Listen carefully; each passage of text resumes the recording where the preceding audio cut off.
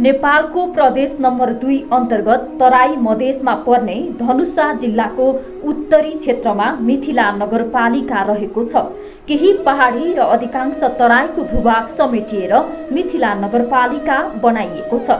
मिश्रित संस्कृति रहेको नमुना नगरपालिका अन्तर्गत मिथिला नगरपालिका परिचित छन्। पश्चिममा रातु नदी जोडिएको बर्दिवास नगरपालिका, पूर्वमा अमारी नदी जोडिएको धनुषा धाम, उत्तरमा सिन्धुली र दक्षिणमा छिरेश्वरनाथ नगरपालिकासँग मिथिला नगरपालिकाको सिमाना जोडिएको छ। 38.9 वर्ग किलोमिटर क्षेत्रफलमा फैलिएको यो मिथिला नगरपालिका साँच्चीकै सौन्दर्य र रमणीय छ। विक्रम सम्वत 2068 को राष्ट्रिय जनगणना अनुसार मिथिलाको जनसङ्ख्या 31,575 रहेको छ। पूर्व पश्चिम महेन्द्र राजमार्ग अवस्थित ढल्केबर मिथिला नगरपालिकाको सदरमुकाम रहेको छ। पूर्व पश्चिम महेन्द्र राजमार्ग नगरपालिकाको बीच हुँदै गएकाले सडक र यातायातको सहज पहुँच रहेको छ। यसले नगरपालिकाको कृषि, व्यावसायिक, शिक्षा, स्वास्थ्यसँगै पर्यटकीय विकासको आधार तयार पार्न मद्दत पुर्याएको छ। विश्वभर फैलिएको कोरोना भाइरसको महामारी बीच मिथिला नगरपालिकाले कोरोना भाइरस नियन्त्रण, न्यूनीकरणसँगै विकास कार्यलाई समेत निरन्तरता दिएको छ। अब यो 76-77 2076-77 को जति हामीले कार्यक्रमहरू हामीले तय गरेका थियौँ नगरसभाबाट, त्यसमा केही योजनाहरू हाम्रो बाँकी रह्यो। अब यो कोभिड-19 को कारणले गर्दाखेरि, यो लकडाउनको कारणले गर्दाखेरि हामीले सबै योजनाहरू सञ्चालन गर्न सकेनौँ। तर पनि मलाई जस्तो लाग्छ कि हामीले 75% योजनाहरू हामीले सम्पन्न गर्दैछौँ र 25% योजना, 20-25% योजनाहरू हामी 77-78 मा त्यसलाई कन्टिन्युटी दिनेछौँ। र त्यो हाम्रो 77-78 को योजनासँगै जुन 76-77 को बाँकी योजनाहरू छन् त्यो योजनालाई पनि हामी क्रमागत रूपले यो 77-78 मा सारेर त्यसलाई पनि हामी पुरा गर्छौँ। यस नगरपालिकाका अधिकांश जनता कृषि अर्थात् खेतीपातीमा व्यस्त छन्। नगदे बालीको रूपमा रहेको उखु, धान, गहुँ, आँप तथा तरकारी खेतीमा निकै सक्रिय हुन्छ। पछिल्लो समय मेयर हरिनारायण महतोको उच्च प्राथमिकतामा कृषि अर्थात् सिँचाइका विभिन्न योजना ल्याएपछि किसानहरूको अनुहारमा मुस्कान नै छाएको छ। अब यहाँ यस मिथिला नगरपालिकामा हामीले कृषिलाई पनि प्राथमिकताका साथ कृषि क्षेत्रलाई पनि हामीले हेरेका छौँ। जस्तो कि यही वर्ष हामीले 76-77 मा तपाईहरुलाई एउटा जानकारी गराऊँ कि अहिले हामी 400 जना किसानलाई 76 यो वर्ष हामीले 400 जना किसानलाई पावर स्प्रे हामीले 400 किसानलाई वितरण गर्यौं। 29 वटा जुन विडर भन्छौँ हामीले, खेतमा जो 10 जना मजदुरले काम गर्ने त्यो एउटा मिसिनले, त्यो मिसिन प्रयोग गर्दा 10 जना मजदुरको मजदुरी बच्छ, या 10 जना मजदुरले गर्ने काम एउटा मिसिनले हुन्छ। र त्यो मिसिन हामीले 29 जना किसानहरूलाई अहिले हामीले वितरण गर्यौं। त्यसै गरेर हामीले रिपर वितरण गर्यौं र अहिले यो वर्ष तपाईको असिनाले पनि किसानहरूको ठुलो धनजनको क्षति गरेको छ। र त्यसलाई मध्यनजर गरेर हामीले अहिले जस्तो किसानहरूलाई हामीले धानको बिउ आधा पैसा हामीले दिने, आधा किसानहरूले दिने गरेर धानको बिउ किसानहरूलाई हामीले उपलब्ध गरायौं। अहिले प्रत्येक वडामा हामीले टर्नेल खेतीको लागि किसानहरूलाई हामीले पैसा, एउटा टर्नेल बराबर 44,000 रुपैयाँ लगभग कति छ, त्यसरी हामीले टर्नेल खेतीको लागि, जो कि किसानहरू एउटा सिजनमा मात्रै सिजनल खेती गर्ने, सिजनल बाली उत्पादन गर्ने, तरकारी उत्पादन गर्ने र बेमौसमी तरकारी उत्पादन गर्दाखेरि किसानहरू पनि बढी लाभान्वित हुन सक्छ, बढी आम्दानी गर्न सक्छ। त्यो उद्देश्यले हामीले टर्नेल, बेमौसमी तरकारी खेतीहरू टर्नेल बनाएर टर्नेल भित्र त्यो खेती गर्न सकिन्छ भनेर टर्नेलहरूको निर्माण भइरहेको छ। अघिल्लो वर्ष पनि थियो, हामीले निरन्तर 3 वर्षदेखि यो टर्नेललाई पनि हामीले यसलाई अलिकति अगाडि बढाइरहेका छौँ। किसानहरू यसप्रति प्रभावित होस्, आकर्षित होस् र किसानहरू लाभान्वित होस् भनेर र अहिले यही वर्ष पनि हामी खानेपानी प्लस सिँचाइ जुन कि एउटा कुरो के छ भने अहिले हाम्रो सम्माननीय प्रधानमन्त्री या नेपाल सरकारको मूल नाराको रूपमा समृद्ध नेपाल सुखी नेपाली जुन नारा सारेको छ त्यो नारालाई पनि हामीले परिपूरकको रूपमा त्यो नारालाई सार्थक बनाउनको निमित्त जबसम्म किसान खुसियाली हुँदैन, किसानको उत्पादन बढ्दैन, किसानलाई आम्दानी बढ्दैन, तबसम्म यो नारा सार्थक होला जस्तो हामीलाई लाग्दैन। त्यसकारण अहिले हाम्रो 65% अझै पनि हाम्रो देशमा कृषिमा आधारित छन्। अहिले पनि 65% जनसमुदायहरू कृषिमा छन्। तसर्थ यो क्षेत्रलाई पनि हामीले जस्तो यही वर्ष लगभग हामीले 100 वटा इनार खनेर पिउने पानी पनि प्रयोग गर्ने, सिँचाइ पनि गर्ने, थोरै भए पनि सिँचाइ गरेर किसानहरूको सिँचाइ भयो भने एक त हाम्रो उत्तरी भूभागमा आकाशे पानीको भरमा खेती गरिन्छ। किसानहरूले लगाएको लागत पनि कुनै वर्ष उठ्न मुस्किल हुन्छ। कुनै वर्ष सुक्खा भइदियो भने लागत उठ्न पनि मुस्किल हुन्छ। त्यसकारणले अहिले जुन इनार हामीले निर्माण गरेका छौँ त्यो इनारबाट धेरै किसानहरू लाभान्वित भइरहेको छ। कमसेकम उसले 2 बिघा 4 बिघा त्यो इनारबाट सिँचाइ गरेर वर्षको 3 बाली उत्पादन गरिरहेको छ। उसको उत्पादन बढेको छ, आर्थिक दरमा वृद्धि भएको छ। त्यसै गरी हामीले 76 सालमा केही बोर्डिङहरू पनि हामीले स्टेट बोर्डिङहरू पनि किसानहरूको लागि राखेका थियौँ। तर ठुलो स्टेट बोर्डिङ हामीले डिप बोर्डिङ गर्न सकेनौँ। सानो ट्युबवेलहरू केही भएको छ र त्यो बोर्डिङ अब यही वर्ष जोडेर फेरि 77-78 मा हामी गर्नेछौँ। र यसरी कृषिलाई पनि हामीले जोडेर नै हामी सँगसँगै कृषि क्षेत्रमा पनि हाम्रा नगरपालिकाको साधन र स्रोतले भ्याएसम्म हामीले कार्यक्रमहरू अगाडि बढाउँदैछौँ। नेपालको ऐतिहासिक, धार्मिक र सांस्कृतिक महत्त्व बोकेको नगरपालिकाको आफ्नै विशेषता बोकेका पर्यटकीय गन्तव्यहरू रहेका छन्। मिथिला नगरपालिकाको पोखरिया स्थित मिथिला सरोवर, 1 स्थित विश्वकर्मा मन्दिर, मिनपा मिथिला नगरपालिका 3 स्थित औरही बाबा मन्दिर र उत्तरेश्वर महादेव मन्दिरले नगरपालिकाको धार्मिक विशेषता र महत्त्वलाई दर्शाउँछ भने चुरे क्षेत्रको वन जङ्गलले झनै जीवन्त बनाएको छ। मिथिला नगरपालिकाले निकै उत्साहका साथ विकासलाई अगाडि बढाएको पोखरियामा रानी पोखरी अर्थात् मिथिला सरोवर जस्ता प्राकृतिक एवं मनोरम दृश्य रहेको नगरपालिकामा पर्याप्त पर्यटकीय गन्तव्यहरू रहेका छन्। र पर्यटनका कुरा गर्नुभयो भने हाम्रो यो मिथिला नगरपालिकामा पर्यटनको क्षेत्रमा धेरै सम्भावना बोकेको नगरपालिका हो। हामी कहाँ धेरै मठ मन्दिर गुम्बाहरू पनि छन् र एकदमै एउटा ऐतिहासिक भनौँ, पौराणिक भनौँ, एउटा महत्त्व बोकेका ती मठ मन्दिरहरू छन्, ती गुम्बाहरू छन्।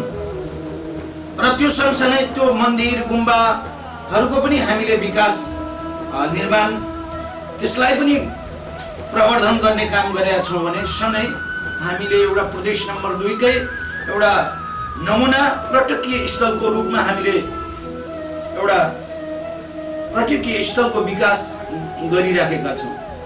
तपाईहरुलाई थाहा होला कि हाम्रो पोखरिया भन्ने ठाउँमा पहिला पोखरिया भन्थ्यो, अहिले हामीले मिथिला सागर नामाकरण गरेका छौँ।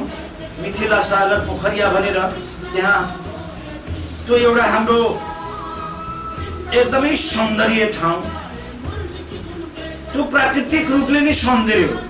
त्यहाँ हामीसँग वन पनि छ, खोला पनि छ, पानी पनि छ, पहाड पनि छ र गाउँभन्दा नजिक पनि छ। यो सबले गर्दाखेरि एउटा प्राकृतिक रूपले नै एउटा सौन्दर्य त्यहाँ हाम्रो ठाउँ छ र त्यो ठाउँलाई अझै हामीले त्यसलाई सौन्दर्यकरण गरेर त्यहाँ हामीले पर्यटकहरूलाई कसरी भित्र्याउन सक्छौँ, कसरी तान्न सक्छौँ भन्ने उद्देश्यले त्यहाँ विभिन्न कामहरू हुँदैछ। जस्तो कि यही वर्ष 3.5 करोड 3 करोड 50 लाख रुपियाँ हामीलाई शहरी विकास मन्त्रालयले त्यसमा सपोर्ट गरेको छ। त्यो योजनालाई अघिल्लो वर्ष राष्ट्रपति चुरे संरक्षण कार्यालयले पनि त्यसमा केही लगानी गरेको थियो, सपोर्ट गरेको थियो। अहिले पनि राष्ट्रपति चुरेले पनि केही सपोर्ट गरेछ, हाम्रो नगरपालिकाले पनि हामीले केही सपोर्ट गरेका छौँ त्यो। र त्यसरी हामीले एउटा पर्यटकीय स्थलको निर्माण गर्दैछौँ र त्यो एउटा पर्यटकीय स्थल एउटा प्रदेश नम्बर 2 कै एउटा नमुना हुनेछ भन्ने हामीले सोचेका छौँ र यसरी हाम्रो यहाँ पर्यटक क्षेत्रमा पनि हामीले विकास र विस्तार गर्दैछौँ। ती स्थानहरूलाई विश्व सामु चिनाउँदै मिथिला नगरपालिकालाई पर्यटकीय गन्तव्यको उत्कृष्ट नमुना नगरपालिकाको रूपमा विकास गर्नु अहिलेको आवश्यकता हो। कुनै पनि स्थानको कृषि, शिक्षा, स्वास्थ्य, यातायात, सडक, सिँचाइ वा पर्यटन प्रबन्धनका लागि सरकारी निकाय सँगसँगै स्थानीय जनता पनि सक्रिय हुन त्यत्तिकै आवश्यक छ।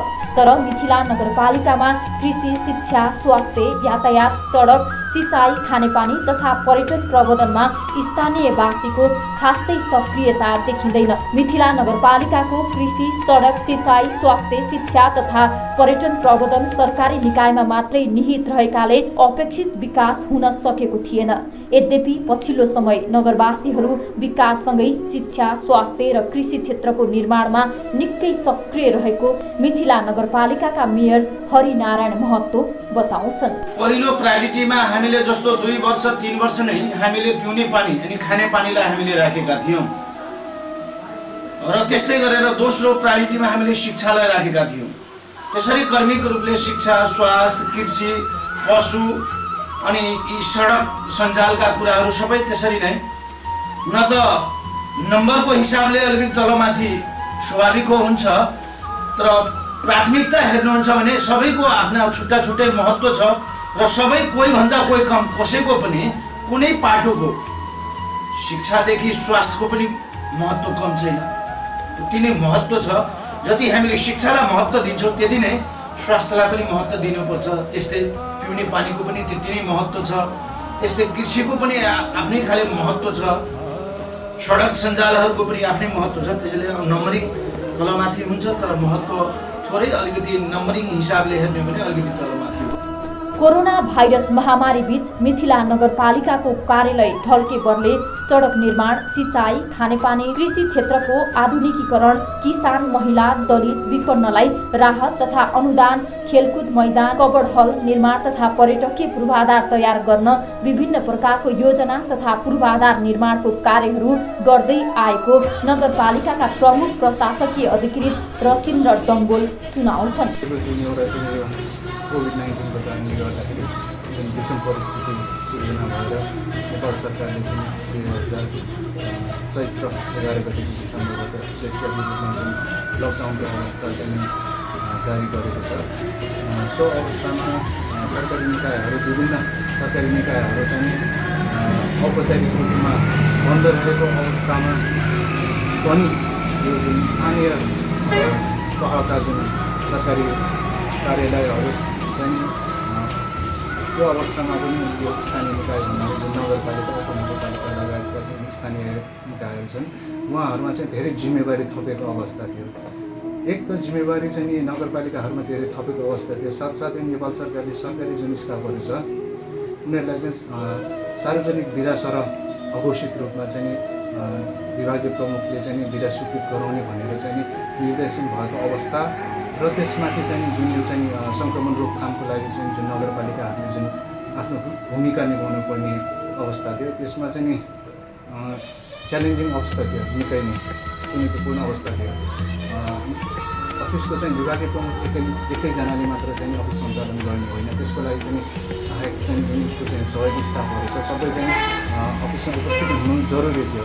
तर चाहिँ हामीले चाहिँ बाध्यकारी अवस्था सबैलाई चाहिँ त्यो कार्यालयमा अनिवार्य उपस्थितिको लागि चाहिँ बाध्य गराउन सक्ने अवस्था नरहेको समयमा पनि हामीले चाहिँ यो जुन सार्वत्रिकको चाहिँ जुन हाम्रो नगरपालिकाले गर्नुपर्ने जुन योजना चाहिँ यो सञ्चालनको काम कारबाहीका अतिरिक्त जुन चाहिँ यो सङ्क्रमणको अवस्थाले गर्दाखेरि असर जुन अवस्था सिर्जना भयो त्यसमा चाहिँ एक त रोग चाहिँ सङ्क्रमण फैलिन नदिनका लागि स्वास्थ्य क्षेत्रमा जुन चाहिँ नगरपालिकाबाट गर्नुपर्ने क्रियाकलापहरू थियो, जस्तै चाहिँ सार्वजनिक स्थलहरू डिसइन्फेक्सन गर्नुपर्ने कुराहरू, घर घरका व्यक्तिहरूलाई चाहिँ आफ्नो टोल समाजमा चाहिँ सामाजिक दूरी कायम गरेर चाहिँ व्यवहार चलाउनु पर्ने अवस्थाहरू र चाहिँ स्थानीय तहबाट चाहिँ हरेक परिवारलाई नै मास्कहरू अनि सेनिटाइजेसनको लागि चाहिँ सरसफाइको लागि चाहिँ आवश्यक पर्ने साबुनहरू प्रथम चरणमा चाहिँ हामीले यो कुराहरू सूचना प्रकाशन गर्ने, जनचेतनामूलक सूचना प्रकाशन गर्ने यी कामहरू चाहिँ स्थानीय स्तरबाट चाहिँ भयो। हाम्रो नगरपालिकाबाट पनि ती कामहरू चाहिँ एकदम जुझारु रूपले चाहिँ हामीले त्यो काम सम्पन्न गर्नको लागि पर्यो। दोस्रो चरणमा 23 दिनको पश्चात जुन लकडाउनको अवस्थाले चाहिँ जुन यो बजारहरू नखोलेको अनि यो जुन यहाँको दैनिक काम गरेर जीविकोपार्जन गर्नुपर्ने जुन चाहिँ वर्गहरू छ उनीहरूलाई चाहिँ जुन दैनिकै चलाउनको लागि जुन भान्सामा चाहिँ जुन दैनिक आवश्यकताको जुन राहतका लागि दाल चामल लगायतका जुन अभावको अवस्था भयो, त्यो अभावको अवस्थामा पनि हामीले चाहिँ बजार सबै बन्द भएको अवस्थामा पनि न्यूनतम दर रेटमा चाहिँ सामान चाहिँ दाल चामल लगायतका किनेर चाहिँ हामीले 2-3 चरणमा वितरण गर्यौँ। प्रथम चरणमा वितरण गर्यौँ, दोस्रो चरणमा वितरण गर्यौँ। साथै प्रदेश सरकारबाट चाहिँ जति पनि सहयोगहरू हामीलाई प्राप्त भएका थिए ती सबैलाई हामीले चाहिँ एकदम चाहिँ ट्रान्सपरेन्ट रूपमा चाहिँ हामीले वितरण गर्यौँ र त्यसमा चाहिँ हाम्रो नगरपालिकाले वितरण गरेकोमा समग्र रूपमा चाहिँ अरूकोमा पनि दाँजेर हेर्दाखेरि यो नगरपालिकामा खासै त्यस्तो चाहिँ जनगुनासो रहेको चाहिँ पाएको सबैको सन्तुष्टि नै भयो। हुन त हरेक क्षेत्रमा काम गर्दाखेरि अलिअलि गुनासोहरू त सबैमा हुन्छ नै, तर चाहिँ अरूको चाहिँ बाट चाहिँ दाँजेर हेर्दाखेरि यहाँका मानिसहरूबाट चाहिँ धेरै सन्तुष्टि चाहिँ भएको चाहिँ हामीले आवाज भएको छ। खास गरेर विकास निर्माणहरू कसरी अगाडि बढ्यो, कतिको विकास निर्माणका कामहरू चाहिँ मूलतः चाहिँ यस मिथिला नगरपालिकाको सन्दर्भमा चाहिँ भन्नुपर्दाखेरि यसभन्दा अगाडि चाहिँ हाम्रो चाहिँ यहाँ चाहिँ आर्थिक प्रशासन शाखामा चाहिँ जुन चाहिँ स्टाफहरू चाहिँ दरबन्दी चाहिँ त्यो पदपूर्ति हुनुपर्ने अवस्था थियो, त्यो नभएको कारणले गर्दाखेरि असहज अवस्था भएको थियो। त्यो कारणले गर्दाखेरि चाहिँ योभन्दा अगाडि जुन भएका सम्झौताहरू चाहिँ कार्य सम्पन्न भइसकेपछि भुक्तानीको लागि जुन पेस हुन आएको जुन कामहरू थियो त्यो सबै चाहिँ रोकेको अवस्था थियो। म विगत 4 महिना भयो यहाँ आएको, त्यसपछि चाहिँ नि आफ्नो पहल अनि हाम्रो यहाँको नगर प्रमुखको पहलबाट चाहिँ लेखाका जुन रिक्त रहेको पदहरूमा चाहिँ पदपूर्ति गरेर भइसकेपछि ती कामहरू चाहिँ सुचारू रूपले चाहिँ अगाडि बढेको अवस्था छ। साथै चाहिँ यो लकडाउनको अवधिमा चाहिँ नि एक त हाम्रो तर्फबाट राहत उपलब्ध गराउने अवस्था थियो, अर्को चाहिँ यहाँका दैनिक जुन श्रम गरेर खानुपर्ने जुन व्यक्तिहरू हुनुहुन्छ उहाँहरूले श्रम गरेर खान नपाएको अवस्था र नगरपालिकाबाट सञ्चालित जुन योजनाहरूलाई पनि सञ्चालन गर्नको लागि चाहिँ जुन चाहिँ च्यालेन्जको अवस्था थियो, चुनौतीको अवस्था थियो, त्यस सन्दर्भमा हामी जिल्ला प्रशासनसँग समन्वय गरेर चाहिँ उहाँहरूको निर्देशन बमोजिम चाहिँ त्यो जुन योजना सञ्चालन गर्नुपर्ने ठाउँमा चाहिँ न्यूनतम चाहिँ जनसहभागिता गराएर त्यहाँ चाहिँ उनीहरूका जुन त्यहाँ संलग्न भएर जुन व्यक्तिहरू हुनुहुन्छ उनीहरूको चाहिँ स्वास्थ्यको जुन हाइजिन अहिले त धेरै त हामीले ध्यान दिनुपर्ने भनेको हाइजिन भएको चाहिँ भाइरस चाहिँ सङ्क्रामक रोग भएको कारणले गर्दाखेरि त्यहाँ चाहिँ आफूमा पनि अलिकति दूरी राखेर चाहिँ त्यो जुन योजना स्थापना गर्ने अनि त्यसपछि चाहिँ सेनिटाइजरहरू चाहिँ त्यो ठाउँमा राखिने अनि अनावश्यक रूपमा चाहिँ अरू चाहिँ व्यक्तिहरूको चाहिँ त्यहाँ निरीक्षण गरेर भिडभाड नगराउने त्यस्तो सर्तमा चाहिँ हाम्रो योजनाहरू चाहिँ सञ्चालन चाहिँ भएको अवस्था छ। नगरपालिकाले युवा तथा खेलकुद विकासको लागि कवर हल तथा खेल मैदान निर्माण गरेको छ भने कृषि क्षेत्रको विकासको लागि डिप ट्युबवेल जडान, स्यालो ट्युबवेल सिँचाइसँगै खानेपानीका लागि इनार निर्माण, किसानलाई विभिन्न किसिमको कृषि सामग्री तथा धानको बिउ उपलब्ध गराएको छ। साथै पर्यटकीय स्थलको रूपमा विकास गर्न रानी पोखरी अर्थात् मिथिला सागर स्थानमा पिकनिक स्पट निर्माण गरेको छ। यो क्षेत्र वनभोज गर्न आउने आन्तरिक पर्यटकका लागि त्यहाँको स्थानीय संस्कृति बुझ्ने राम्रो गन्तव्य बनेको मिथिला नगरपालिकाका मेयर हरिनारायण महतो बताउँछन्। मैले भन्नुपर्दा यो कोरोना महामारीको बीचमा पनि अन्त के भयो थाहा भएन अरू नगरपालिकाहरूमा, तर हाम्रो नगरपालिकाले पहिलो चरणको लकडाउन र दोस्रो चरणको लकडाउन पछि अब विकास निर्माणका कामहरूलाई अलिकति अगाडि बढाउनुपर्छ भन्ने खालको जुन माथिबाट एक किसिमको सर्कुलर पनि आयो, सबैतिर भयो र हामी चाहिँ निरन्तरता कहिले पनि अफिस बन्द गरेनौँ र हामी निरन्तर लागिराख्यौँ र हाम्रा योजनाका कामहरू चाहिँ जस्तो खानेपानीका इनारहरू भयो, पाइपलाइन भयो, सडक निर्माणहरू भयो, पक्की सडकहरू, त्यसै गरी भवन निर्माणहरू भयो, यस्ता कामहरू चाहिँ निरन्तर चलिरहेका छन्। मैले भन्नुपर्दा न्यायिक समितिको हैसियतले अब हामीलाई यो कोरोना महामारीको उसमा चाहिँ अलिकति हामीलाई राखेर छलफल गराउनलाई अलिक समस्या भयो होइन। त्यो बिचमा खासै त्यस्तो विधि मुद्दा पनि आएन र कतिपय मुद्दा महिलासँग सम्बन्धित मुद्दाहरू चाहिँ स्थलगत गएरै ती नै बरु व्यवस्था मिलाउने, यसरी जम्मा चाहिँ नगर्ने भन्ने खालको भयो। त्यति धेरै बालबालिकाको सवालमा त्यस्तो चाहिँ आएन र म जुन हाम्रो त्यो क्वारेन्टाइनमा राखेका महिलाहरूसँग चाहिँ म भेट्न गएँ। त्यहाँ बच्चाहरू पनि थिए। त्यहाँको अवस्था के छ भनेर मैले बुझ्दा त्यहाँ चाहिँ राम्रो छ। बाहिरबाट आउनु भएकाहरूलाई चाहिँ हामीले सोद्धाखेरि खानापिना बसाइ हाम्रो व्यवस्थापनमा कस्तो छ भनेर सोद्धा सबै राम्रो छ, हामी खुसी छौँ भन्ने खालको प्रतिक्रिया आयो र म बेला बेलामा त्यहाँ भेट्न जाने, भेट्ने के छ अवस्था भनेर बुझ्ने काम चाहिँ भयो र माहौलमा सबैतिर बुझ्दाखेरि त्यति धेरै अप्ठ्यारो चाहिँ परेको बालबालिका सम्बन्धी चाहिँ हाम्रो मिथिला नगरपालिकामा नभएको चाहिँ मैले थाहा पाएको छु। मैले बोल्नु पर्दाखेरि अब एउटा हुन त यहाँ धेरै कुराहरू आउँछन् अघि, महिलाको मात्रै नेतृत्व गर्ने भन्ने खालका कुराहरू पनि उठेको छ। तर अहिले हाम्रो सामाजिक धरातल हेर्ने हो भनेदेखि हामी महिलाहरूको स्तर र पुरुषहरूको स्तरमा धेरै तलमाथि छ।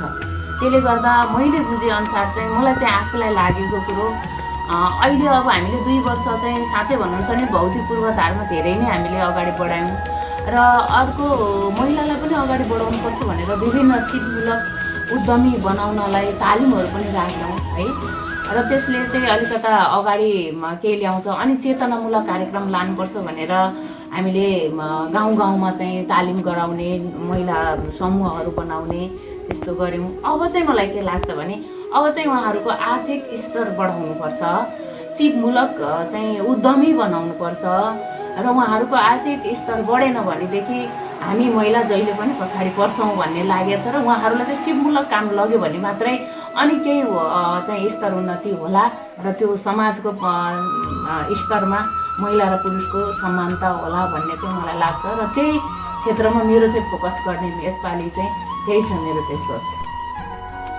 यी बाहेक नगरपालिकाले महिला, बालबालिका, दलित, विपन्न वर्गलाई लक्षित गरी विभिन्न कार्यक्रम सञ्चालन गरेको छ। महिला बालबालिकाको विकासलाई उच्च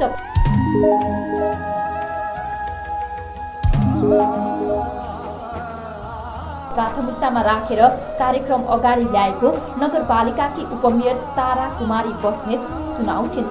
पुरुष र महिलालाई समान स्तरमा उभ्याउन सकिए विकासले युग नै फेरिने उपमेयर बस्नेतको तर्क छ। नगरपालिकाले कृषि क्षेत्रको विकासमा समेत लगानी वृद्धि गरेको छ। सिँचाइको निकै अभाव रहेको नगरपालिकामा डिप ट्युबवेल तथा पाइपलाइन निर्माणको कामलाई अगाडि बढाएको मिथिला नगरपालिकाका इन्जिनियर जय गणेश सिंह बताउँछन्। खेतीका लागि सिँचाइ अभाव झेल्दै आएका किसानहरू डिप ट्युबवेल जडान तथा पाइपलाइन विस्तारसँगै निकै उत्साहित भएका छन्। मन्दिर, गुम्बा, मदरसा तथा पोखरी संरक्षण जस्ता कार्यले योजना अगाडि बढाउँदा नगरको मुहार नै फेरिएको अनुभूति हुन्छ। कोरोनाका बीच नगरपालिकाले गरेको पूर्व पश्चिम राजमार्गबाट जति उत्तरतर्फ गयो त्यति नै धेरै प्राकृतिक सौन्दर्यले भरिएका स्थलहरू देख्न पाइन्छ। कृषि, सिँचाइ तथा पर्यटकीय महत्त्वका अझै कतिपय स्थलहरूको पहिचान समेत हुन सकेको छैन। पहिचान भइसकेका मन्दिर तथा प्राकृतिक रूपले मनोरम स्थलहरूमा निर्माण कार्य भइरहनुले नगरमा पर्यटन तथा कृषिलाई व्यवसायको रूपमा फस्टाउन सहयोग पुग्नेछ भने अर्कोतर्फ कृषि र पर्यटन पूर्वाधार निर्माणले ती क्षेत्रका सर्वसाधारणको जीविकोपार्जनमा सहयोग पुगी स्थानीयवासीको जीवन समेत सहज बन्नेछ।